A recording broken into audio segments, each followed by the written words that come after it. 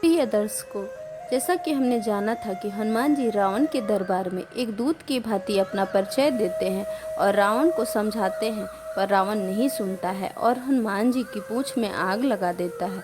हनुमान जी उसी आग से पूरी लंका को जला देते हैं।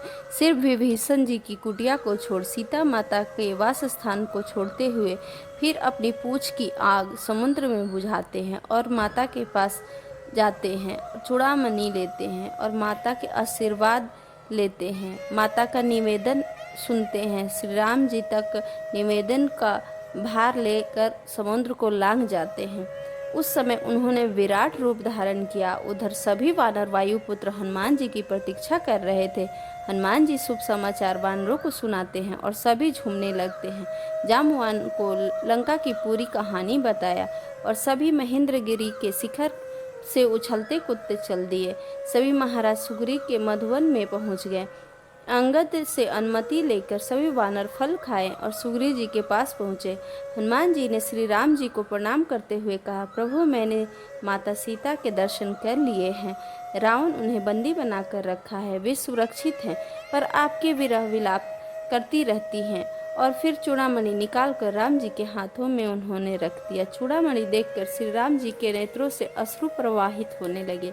फिर हनुमान जी हृदय से लगा लिया। इसके बाद श्री राम जी समुद्र पार करने के उपाय सोचने लगे और हनुमान जी से लंका के दुर्ग, फाटक, सेना विभाग इत्यादि के बारे में जाने और सभी तट के वो प्रस्थान किए। उधर रावण अपने गुप्तचरों का पता लिया कि श्री राम समुद्र तट पर पहुंच चुके हैं। रावण ने सभा बुलाई और उसमें विभीषण जी भी आए। श्री राम जी के बलों का गुणगान विभीषण जी ने किया और सीता जी को लौटाने का परामर्श दिया। तभी रावण ने सभी को बोला कि आज की सभा यही भंग होती है। अगले दिन सभा बुलाई और माता सीता को लौटाने से मना कर दिया और दशरथ नंदन को मारने की नीति बनाने लगा। विभीषण जी ने रावण से पुनः प्रार्थना करते हुए कहा, श्री राम जी के सामने कोई ठहर नहीं सकता। तब रावण कठोर वाणी में विभीषण जी से कहा, तुम राक्षस जाति के कलंक हो, तुम्हें धिक्कार है, तुम राक्षस जाति पे कलंक हो। तुम्हारे अलावा यह बात किसी ने कही रहती तो आज ही अभी इसी वक्त उसका प्राण ले लेता और तुम्हें देश निकाला देता हूँ। इस पर विभीषण जी देश को अपने मंत्रियों के साथ छोड़ के निकल जाते हैं और श्री राम जी के शरण को जाते हैं।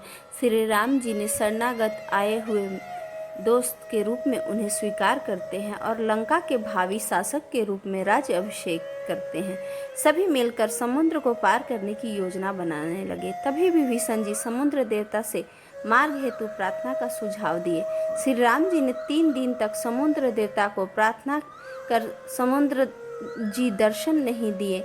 इस पर राम जी भयंकर बाण छोड़े। तब समुद्र देवता प्रकट हुए और श्री राम जी से क्षमा मांगी और समुद्र पर पुल बनाने की योजना बताई। उसमें ये भी बताया कि नल नील नामक जो वानर हैं वो ब्रह्मा जी के पुत्र हैं, वो विश्वकर्मा के पुत्र हैं। उसके सभी वानर मिलकर बड़े बड़े पहाड़ सभी लाने लगे और नल नील ने पुल का निर्माण उस समुद्र पर करने लगे। सभी बहुत ही खुशी खुशी उस मार्ग का निर्माण किए और सभी नल नील 100 योजन लंबा एक विशाल, सुंदर और समतल सेतु बना डाला। देवता और गंधर्वों ने भी इस अद्भुत सेतु को बनता हुआ देखा। श्री राम जी को आज्ञा पाकर समस्त वानर जयघोष करते हुए उस समुद्र को पार करने लगे और लंका के पार पहुंच गए। उधर रावण ने माया से श्री राम जी का मस्तक धनुष को तैयार किया और सीता माता के पास लाकर बोला, जिनके बल पर तुम मेरी बात नहीं मानती हो वो युद्ध भूमि में मारा गया। तुम्हारे अहंकार को मैंने चूर्ण कर दिया है। अब तुम उसकी चिंता छोड़कर मेरी पत्नी बन जाओ। और श्री राम जी की मायावी मस्तक माता के पास रख दिया। माता थर थर कांपती हुई बेहोश होकर पृथ्वी पर गिर पड़ी। जब होश आया तब मस्तक अपने पास रखकर विलाप करने लगी। उसी समय रावण के सेनापति बोले, प्रहस्त और सेनापति आपके दर्शन को चाहते हैं। यह सुनकर रावण वहां से चला गया। तभी मस्तक भी लुप्त हो गया। शर्मा नामक राक्षसी ने सीता जी को सांत्वना देते हुए कहा, यह माया निर्मित सिर था। तुम्हारे पति अभी जिंदा हैं और लंका पहुंच चुके हैं। युद्ध प्रारंभ होने वाला है। यह सुनकर सीता जी हर्षित होती है और रावण के समस्त चाल को जान जाती हैं। समस्त वानर चारों ओर से लंका को घेर लेते हैं। उनके महान कोलाहल से समूची लंकापुरी में हलचल मच जाती है। श्री राम जी ने अंगद को बुलाकर कहा, युवराज तुम रावण के पास जाओ और मेरी ओर से यह कहो कि तुम पापी हो और तुम्हारी संगी साथी मूर्ख है। तुम्हें नष्ट होने का समय आ गया है। यदि तुम सीता को लेकर मेरे शरण में आ जाओगे तो मैं इस संसार को राक्षसों से सूना कर दूंगा। अगर तुरंत वायु मार्ग से रावण की सभा में जा पहुँचे और अपना परिचय देते हुए उन्होंने रावण को श्री राम का संदेश ज्यों त्यों सुना दिया। रावण ने रोष में आकर मंत्रियों से अंगद को पकड़कर मार डालने को कहा।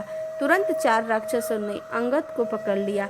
अंगद उन चारों राक्षसों को उछाल कर फेंक दिए और बड़े वेग से पृथ्वी पर गिर पड़े। तब अंगद अपने पैर पटक कर रावण के महल की छत को तोड़ दिया और सिंहनाद करते हुए आकाश मार्ग से श्री राम के पास लौट गए। विभीषण के गुप्तचरों ने पक्षियों का रूप धारण कर की सेना की व्यवस्था देखी, उसका विवरण विभीषण को दिया।